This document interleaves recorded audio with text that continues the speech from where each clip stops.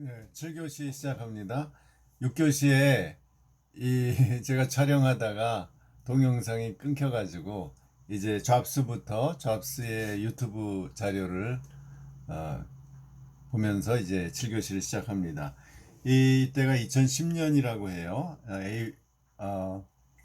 그 아이폰 4를 출시하면서 프레젠테이션 하면서 그때 인문학 얘기를 한 거죠. 한번 우리 그 부분들을 좀 시작하는 부분과 중간 부분 보겠습니다.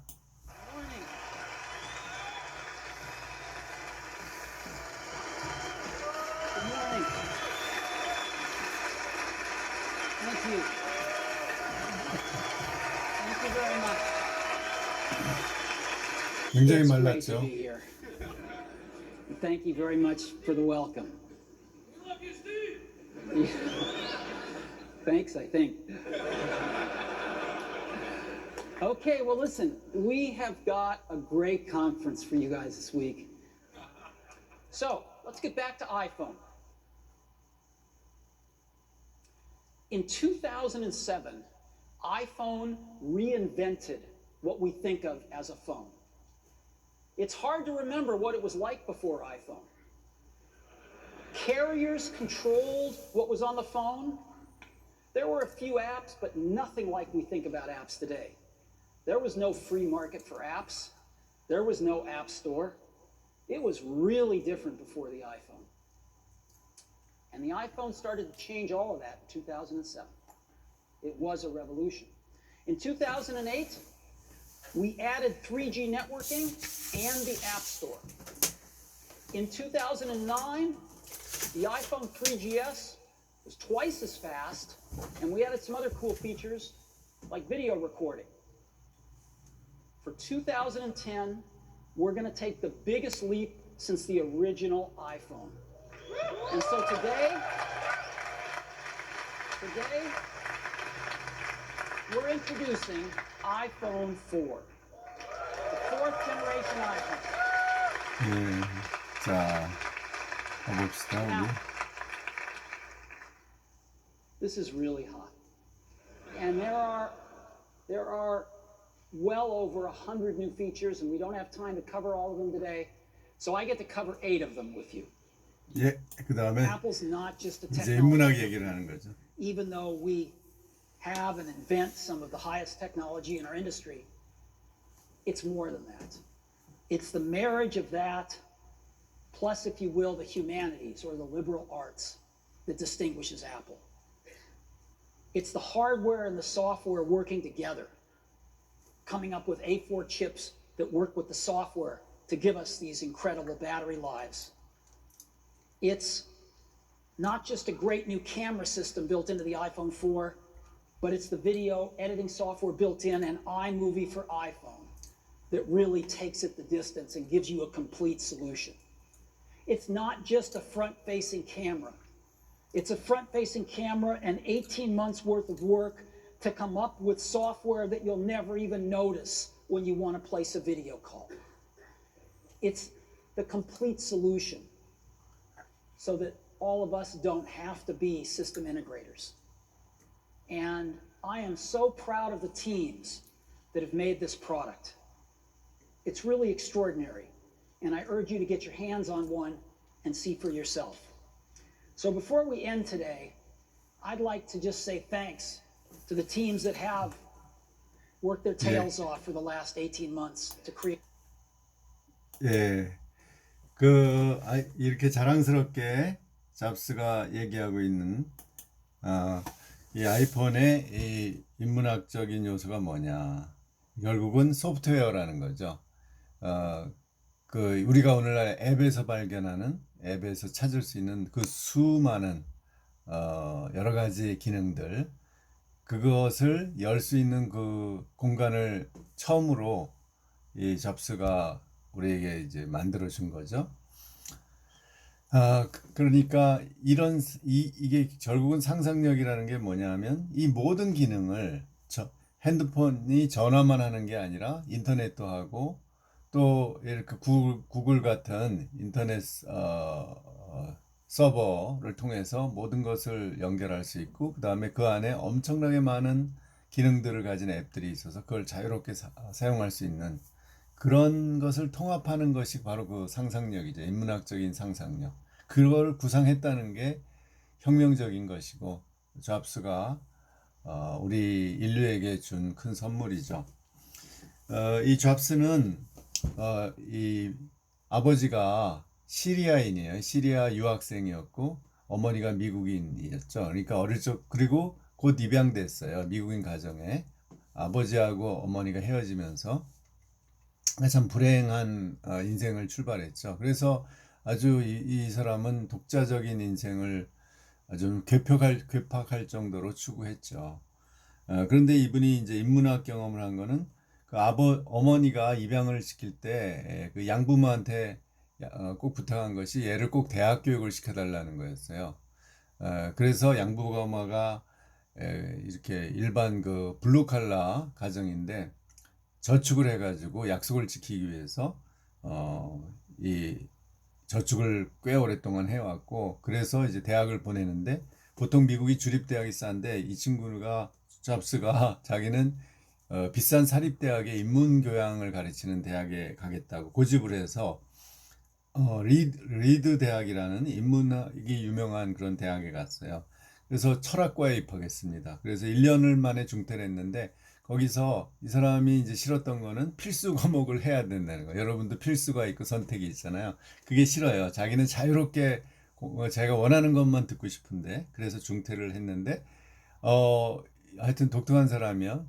자기가 중퇴를 하고 나서도 등록금 안 내면서도 그 기숙사에서 잘 얘기를 해가지고 자기가 공부를 더 하고 싶다 그래서 기숙사에서도 살면서 또 청강을 했습니다. 그 중에서 캘리그래피라고 우리 글자 예쁜 글자들 옛날 고문자들 이런 거 글씨 그리는 거 있잖아요. 그거를 열심히 청강을 해서 아주 거기에서 굉장한 그 열정을 쏟으면서 공부를 했어요. 그래서 여러분 맥킨토시가 나중에 그 만들었죠. 그 애플 사를 설립해서 이 잡스하고 스티브 위니악인가 그 선배하고 같이 만들었을 때 이제 처음으로 그 애플 컴퓨터에 이 글자 문자 여러 그 문자체가 나타났죠. 옛날에는 그냥 하나였는데 그 전까지는 이제 그것이 그 리드 대학에서의 공부의 영향이었고 그래서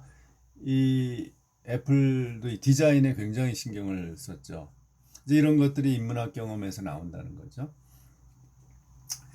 이 잡스의 이 좌우명을 한번 볼까요? 이 사람은 아주 그 독특한 집념을 가지고 있는데 또 이 사람 선불교 신자예요. 그래서 하여튼 젊었을 때 목욕도 안 하고 선수행도 하고 채식주의자고 하여튼 독특한 사람이에요.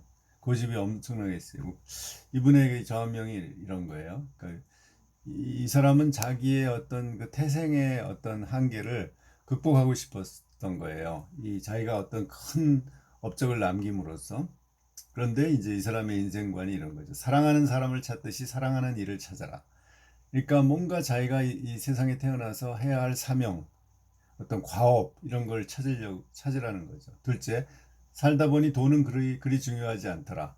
우리하고 좀 생각이 다르네요. 그러니까 어떤 이런 자기가 사랑하는 일을 찾아서 열심히 하다 보면 돈은 따라온다. 이 사람은 실제로 그런 경험을 했으니까 이 사람이 처음에 애플에서 창립자지만 축출당했어요. 이사회에서. 왜냐하면 맥킨토시의 맥킨토시가 맥이 IBM하고 호환하는 걸 거부했거든요. 그래가지고서 결국은 판매가 안 되니까 이제 거의 쫓겨났는데 그래서 만든 게 픽사라는 그 애니메이션 회사 있죠. 그거를 만들었는데 그것도 엄청나게 성공을 했죠. 그러니까 이 사람은 자기가 뭔가를 집념을 가지고 아이디어를 가지고 하면은 돈은 따라온다는 걸 경험을 했죠, 인생에서. 그래서 이런 얘기를 자신 있게 하는 거죠. 세 번째, 다른 사람의 삶을 사느라 한정된 시간을 낭비하지 마라.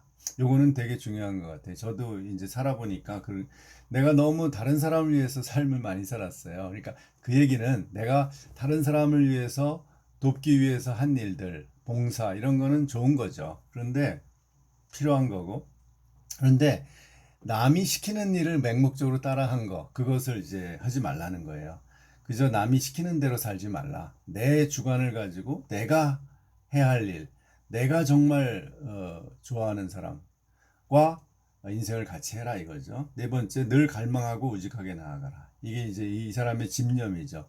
우직하게, 당장은 사람들이 외면하더라도 또 당장은 실패한 것처럼 보여도 우직하게 나가면 반드시 인정받을 날이 오고 성취할 날이 온다. 거죠. 다섯 번째, 언젠가 죽는다는 사실을 기억하는 순간 당신을 잃을 게 없다는 것을 알게 됩니다.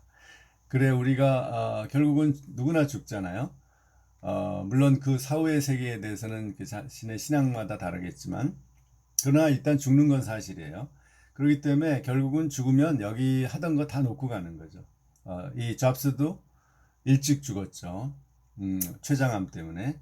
그러나 그 죽는 그 바로 1년 전에 이 2010년에 아이폰 4를 출시하고 2011년에 죽었어요, 이 사람이. 도저히 일할 수가 없어 병원에 입원을 했죠. 하여튼 그때까지 결국은 이 사람은 돈 벌기 위해서가 아니라 이 어떤 세계적인 새로운 어떤 혁신을 이루기 위해서 아이폰이라는 최선을 다했죠. 물론 성격이 괴팍하고 사람들을 막 윽박지르고 그런 나쁜 점도 많이 있어요. 성격은 진짜 안 좋아요. 그런데 그러나 그럼에도 불구하고 이 사람이 이룬 일은 우리가 무시할 수 없죠. 우리가 지금 모두 다 핸드폰에 매달려 살고 있잖아요. 그렇게 만든 게 이 잡스거든요. 이 핸드폰 하나로 모든 기능을 거의 지금 대신하고 있잖아요. 예, 그런 점에서 우리가 이 잡스의 이 정말 혁신과 이 융합 기능, 핸드폰의 모든 기능을 융합한 거, 이것을 우리가 잊을 수가 없죠. 자, 그 다음에 계속 나가겠습니다. 또 하나의 이 융합의 사례를 얘기하고 있는데요. 이게 유명한 영화 아바타죠, 아바타. 이 감독이 누군지 아세요? 유명한 감독인데 이 사람도 캐머런이죠. 캐머런 감독. 이 사람도 아주 독특한 영화를 만들기로 유명하죠. 그런데 아바타라는 아바타가 이제 그 일종의 그 새로운 그 이 사람과 똑같은 사람을 만드는 거죠. 인공으로. 그런데 여기에 기술이 기술만이 아니라는 거죠. 결국은 스토리, 내러티브가 중요하다는 거죠. 3D 기술에다가 신화적인 이야기, 그 신화적인 행성 판도라에서 일어나는 그런 이야기를 이야기가 아주 재미있고 또 이 3D 효과가 뛰어나기 때문에 성공했죠. 그런데 이 배경을 저자는 그리스 로마 신화에서 왔다 이렇게 얘기하고 있어요. 그 재밌는 예로 우리나라에 이제 심형래 옛날에 심형래 감독 있죠. 이분이 디워라는 드래곤 워라의 준말인데 디워라는 영화를 2007년에 만들었죠. 미국에 가서 이런 특수 효과를 많이 사용해서 그런대로 그건 볼만한데 스토리가 좀 빈약해요. 그리고 미국 사람들한테 안 와닿아요. 뭐 이무기가 용이 돼서 공격한다는 건데 도시를 너무 뻔한 얘기이고 스토리가 그렇게 좋지 않았어요. 그래서 굉장히 비판을 많이 받았고 비평계에서 그랬는데 흥행에도 실패했죠. 그런데 2020년에 13년 만에 봉준호 감독이 헐리우드에서 아니 헐리우드가 아니라 유럽에서도 그렇고 완전히 다 헐리우드의 그 아카데미상까지 받는 기생충의 성공을 이뤘죠. 그건 스토리가 굉장히 좋잖아요. 한국적 이야기지만 뭐 전 세계인이 공감할 수 있는 그런 한 사회의 빈부격차에서 일어나는 그런 정말 웃지 못할 또는 비극적인 이야기를 너무 잘 그려냈기 때문에 또 이런 어떤 효과들 여러 가지 영화의 효과에도 신경을 썼고 그래서 성공을 했죠. 그러니까 얼마나 그런 이야기가 중요한가를 여기서 얘기하고 있습니다. 그러니까 단순히 영화는 기술만이 아니라 이야기와 배우와 이런 그 모든 것의 융합이다라는 거죠. 또 하나의 예가 이제 역사적 예인데 이게 다산 정약용의 예죠. 우리가 조선에서 뭐 유학자로 가장 두 사람을 꼽는다면 누구겠어요? 퇴계 이황이 주자학을 대변한다면 이제 그 조선 후기의 실학을 이제 주자학을 변형시킨 거죠. 청나라의 영향을 받아서 그 대표가 이제 정약용이라고 할 수 있죠. 사실 이 사람은 30년 동안 강진에 전라남도에 그 유배를 당했어요. 그 가족들이 다 카톨릭 천주교를 믿었기 때문에 그래서 그 30년 동안의 책을 쓸 수가 있었습니다. 목민심서니 뭐 흠음신서 이런 거 다 경세유표 다 그때 썼어요. 30년 동안의 유배 동안에. 그러나 이분이 유배 가기 전에 정조가 살아있을 동안에는 아주 그 굉장히 중요한 역할을 했는데 정조가 이 사람을 끔찍이 아끼고 자기 오른팔처럼 생각을 했는데 수원에 이제 정조의 아버지 사도세자의 묘가 있잖아요. 거기를 새로운 신도시를 만들기로 이제 정조가 결심을 했어요. 수원화성. 그래서 수원화성을 이 학자인 인문학자인 이 정약용에게 맡겼습니다.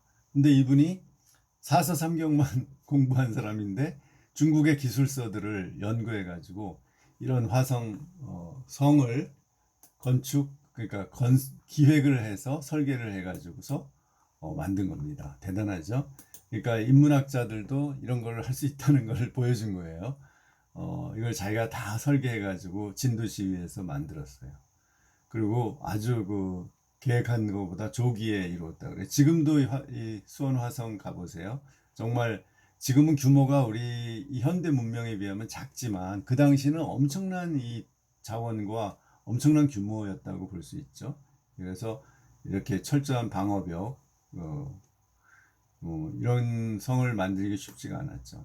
그 당시에 이것을 그야말로 우리 지금으로 치면 문인이죠. 문학자이자 철학자가 만든 거예요.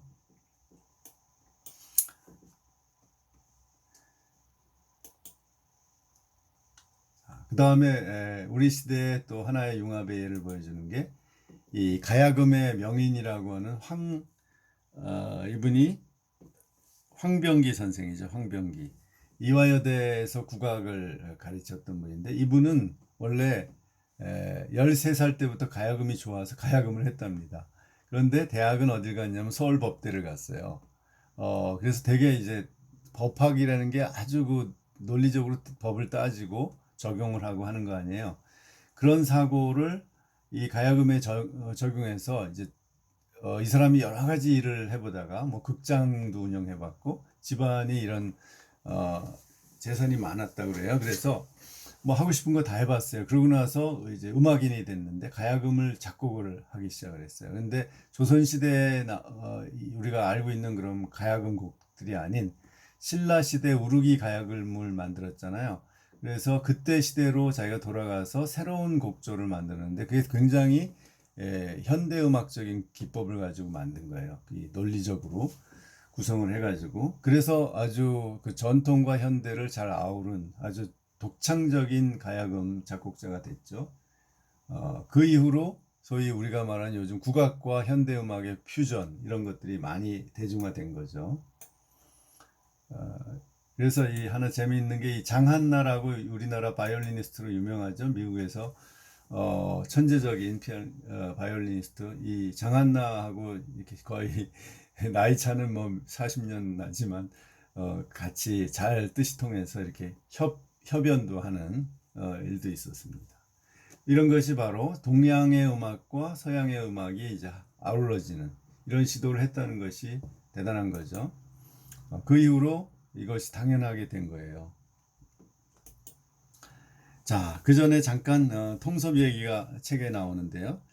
결국은 오늘날 어느 하나의 지식만으로 힘들기 때문에 요거 마저 하고 이제 결론을 맺읍시다. 우선 이 얘기를 먼저 합시다. 이 우리나라의 이제 생각에 관한 생각이라는 책이 나왔는데 이걸 누가 썼냐면 여기 책에 나오는 데니얼 카너먼이라는 경제학자이면서 심리학자인 학자가 있는데 캐너먼이 노벨 경제학상을 받았어요. 왜냐하면 그 유명한 2008년에 서브프라임 모기지 사태 때 큰 그 경제적인 충격이 왔잖아요. 그때 그 왜 이런 일이 일어났을까를 경제학적으로만 설명하기 어렵다는 거예요. 사람의 그 심리를 빨리 돈을 벌기 위해서 수단 방법을 가리지 않고 새로운 뭐 이런 소위 그 상품들을 만들어낸 거죠. 금융 파생 상품들을. 그래서 그것이 이제 한꺼번에 무너지면서 큰 경제에 어떤 공황이 올 정도의 큰 충격이 왔는데요. 결국은 이 사람이 인간이라는 것이 결국은 굉장히 합리적이지 않다는 거예요. 물론 합리성이 있긴 있는데 그걸 사용하지만 그 내부적인 충동이나 취향을 보면 굉장히 불안정하다. 이런 것을 결국 그게 경제에도 여파를 미친다라는 거죠. 그래서 경제는 뭐 심리다 이런 얘기도 있죠. 그래서 사람들이 불안하면 소비를 안 하는 거예요. 장래가 불안하니까.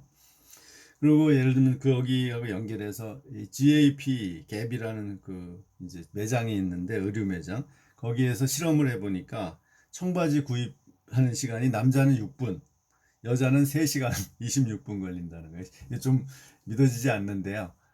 여성들은 그만큼 옷을 고를 때 아주 섬세하게, 아주 신중하게 많은 걸 보고, 이렇게 비교해보고, 또 고민해보고, 몇 번씩 보고, 몇 군데 다니고, 이렇게 하는데 남자들은 그게 귀찮아서 빨리 선택을 한다는 거죠. 그게 사람 심리가 다른 거죠. 남자와 여자의 일반적인, 대체적인 심리가 다르다는 거죠. 이런 것이 경제에 영향을 주는 거죠. 그래서 이제 경제학에도 요즘 진화 경제학이라는 게 나왔어요. 이 진화 경제학이 뭐냐 하면은 뭐 진화론 그러니까 이제 그 두 경제학의 진화 개념을 넣은 거죠. 그래서 경제도 이렇게 기계적으로 발전하거나 가는 게 아니라 어떤 생물들이 진화하는 것처럼 그 적응 문제, 소위 선택, 자연 선택처럼 이 상황에 적응해서 살아남는 그 개체가 자기 유전자를 퍼뜨려서 결국은 종이 변한다는 게 이제 진화론인데요. 이 경제도 그렇다는 거죠. 이렇게 단순 논리로 설명할 수 없이 복잡한 진화를 한다는 거죠. 그걸 이제 진화 경제학이라 이름을 요즘 붙였습니다. 그래서 경제도 진화의 개념으로 설명하는 게 좋겠다. 이렇게 여태까지의 논리보다는 그런 주장입니다.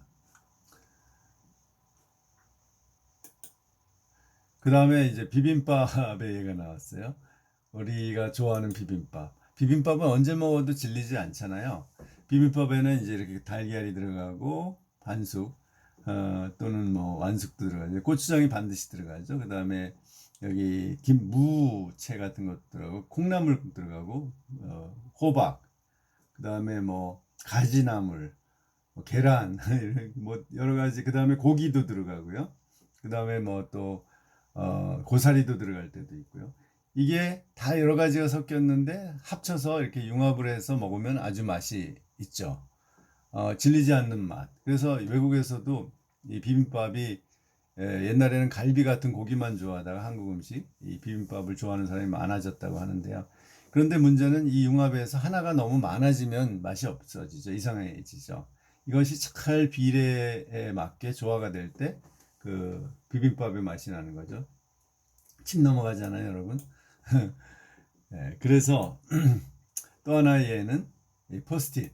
포스트잇은 원래 유명한 3M에서 강력한 접착제를 연구하다가 이게 아주 그 접착력이 강하지 않은 게 나왔다는 거예요. 그 접착제가. 그래서 그거를 폐기하려고 하다가 어떤 직원이 아이디어를 내서 그러면 그것이 적당히 떼어지면 그런 용도로 사용하자 해서 종이 뒤에다가 그 약한 접착제를 붙여서 이렇게 포스트잇을 만들었다. 그러니까 전혀 의도하지 않은 새로운 상품이 나와서 오늘날 우리가 이 포스트잇 없으면은 작업하기 곤란하잖아요. 이거는 참 불행한 사건인 그 옛날 몇 년 전에 강남역에서 여성을 묻지마 살인한 사건이 있었죠. 그것을 많은 이들이 이렇게 포스트잇을 붙여서 추모하는 그런 이 장면을 찍은 겁니다. 이렇게 포스트잇의 기능이 처음에 만들 때하고는 전혀 다르게 이렇게 했다. 그래서 결국은 그 아이디어하고 그 접착제라는 상품, 그것과 종이, 이것을 메모지 이런 것을 종합해서 융합하는 사고방식, 이런 것이 이제 성공을 했다는 거죠. 이런 것이 갑자기 나오는 거거든요. 그렇게 딱 정해진 게 아니라 어떤 상황 속에서 새로운 아이디어가 여러 가지 요소들을 결합해서 만들어질 때 새로운 상품이 나온다는 거죠. 예. 자, 이제 결론을 맺겠습니다. 원래 이제 통섭이 필요한 이유는 한 분야의 지식만으로 우리의 복잡한 문제를 해결하기 어렵기 때문이라는 거죠. 그래서 최재천 교수는 이 통섭 개념을 조금 더 확장해서 사용하는 거죠. 지난 시간에 얘기한 것처럼 지금 여기에 현실적인 문제를 자, 저를 보고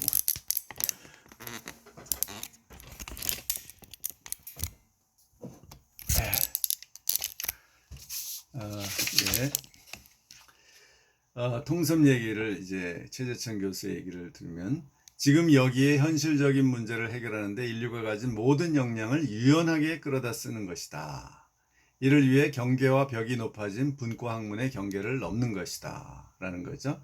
그러니까 굉장히 필요한 것 같아요. 그러니까 지금 우리가 이 한국 음악, 전통 음악을 들으면 참 듣기가 어렵잖아요.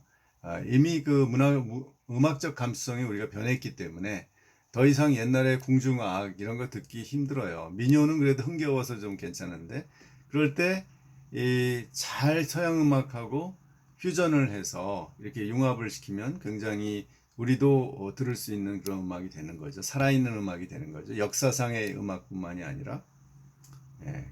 그래서 그 방법은 여러 과거의 학자로부터 배운다는 거죠. 아리스토텔레스, 베이컨, 박지원, 홍대영, 최한기 등에 배우고, 또 여러 학문을 연계해서 한다. 진화론, 경제학, 생물학, 생태학, 복잡계, 네트워크학, 윌러스틴의 세계체계 분석.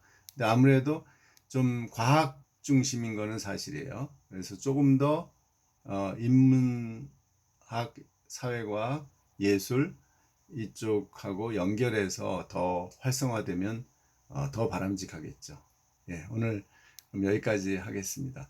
여러분에게 주어지는 과제는 딴 게 아니고, 오늘 이 일과를 내용을 듣고 또 책을 보고 여러분이 궁금한 거, 생각나는 걸 아무거나 토론과 질문을 하시면 됩니다. 그럼 한 주간 여러분 또 건강하게 지내요. 예.